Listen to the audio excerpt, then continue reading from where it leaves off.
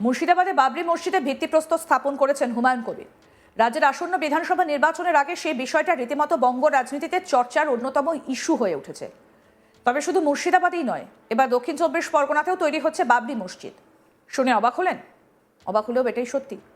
তবে সেটা অবশ্য অস্থায়ী। আসুন বিষয়টা এবার আপনাদের খোলসা করে বলি। সামনে ঈদ, আর সেই ঈদ উপলক্ষে দক্ষিণ 24 পরগনার জয়নগরের পদ্মেরহাটে নবজাগরণ সংঘের উদ্যোগে প্রতি বছরই এক সপ্তাহ ব্যাপী ঈদ মিলন উৎসবের আয়োজন করা হয়। এই বছরেও তার ব্যতিক্রম নেই। এবার সেখানে বাবরি মসজিদকেই নিজেদের থিম হিসেবে তুলে ধরতে উদ্যোগী হয়েছে নবজাগরণ সংঘের সদস্যরা। পশ্চিমবঙ্গের বিভিন্ন জায়গা থেকে শিল্পীরা এসে সেই থিমের কাজ করছেন। প্রধান শিল্পী দীপঙ্কর ঘোষ কি বলেছেন শুনবো। এই থিমটা তো আগেই বলে দিয়েছে কি কি থিম হচ্ছে। তা ভেতরে কিছু মানে চরিত্র থিম তুলে ধরা হচ্ছে 5-6টা। হ্যাঁ, সেটা খুবই নিখুঁতভাবে কাজ চলছে এবং সেটার অনেক মানে আছে। সেটা আমরা দর্শকদের কাছে পরিষ্কার পার্ট বাই পার্ট বুঝিয়ে দেবো, ঠিক আছে। আর এই টোটাল কাজটা আমি প্রধান শিল্পী হিসাবে কনসেপ্ট নিয়ে কাজ করছি। এই আমার ভাই, এদিকে আসো। ভাই আমাকে আমন্ত্রণ জানায়, আমার সঙ্গে বহুত বছরের পরিচিতি আছে। তা ভাই বলছে, দাদা আমি একটা কিছু করতে চাই, তা তুমি যখন আছো এটা করা যাবে না? বলছে অবশ্যই করা যাবে। টোটাল এই যে কাঠামো, এটার মাপ মেজারমেন্ট আমরা দুজন মিলে করেছি। বাদ বাকি যে ডেকোরেশনের কাজ চলছে, বাইরে কিভাবে কি হবে না হবে, কোন ডেকোরেশন, এর মধ্যে অনেক ডেকোরেশন বসবে, সেগুলো আমি প্রধান শিল্পী হিসাবে দায়িত্ব নিয়ে আমার সহ যারা শিল্পীরা আছে তাদের দিয়ে আমি করাচ্ছি। আমি নিজে হাতেও কাজ করছি। আমি মধ্যহাম থেকে এসেছি, আমরা মধ্যহাম থেকে এসেছি আপনার 7 জন, 4 জন আর এসেছিলো, ওরা মসলন্দপুর থেকে এসেছিলো, ওরা বাড়ি গেছে।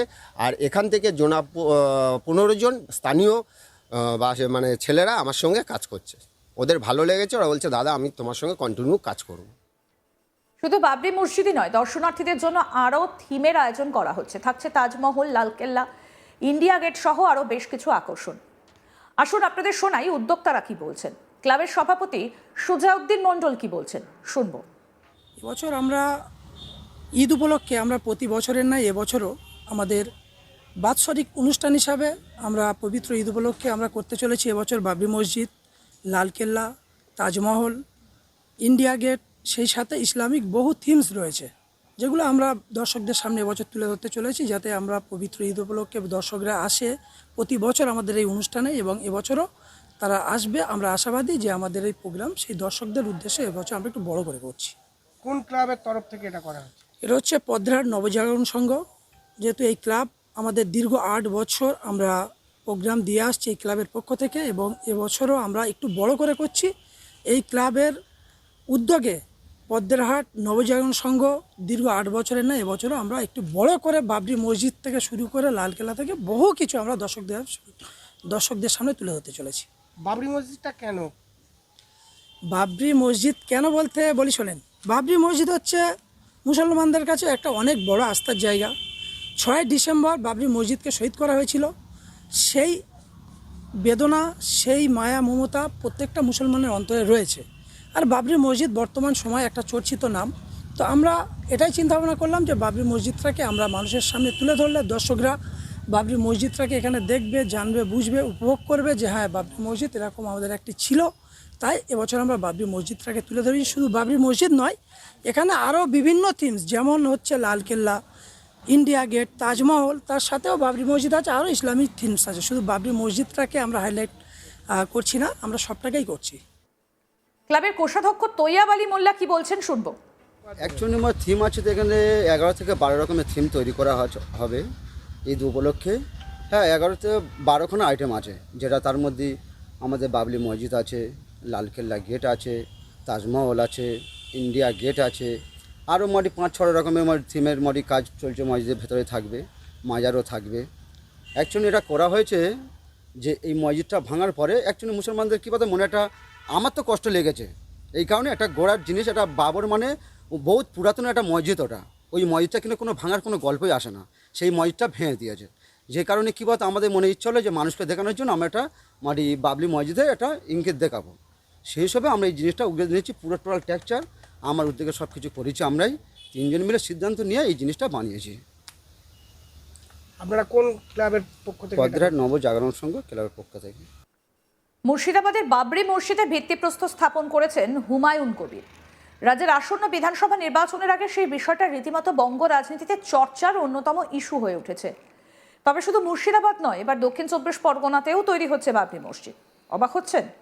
এটাই সত্যি, অবশ্য অস্থায়ী।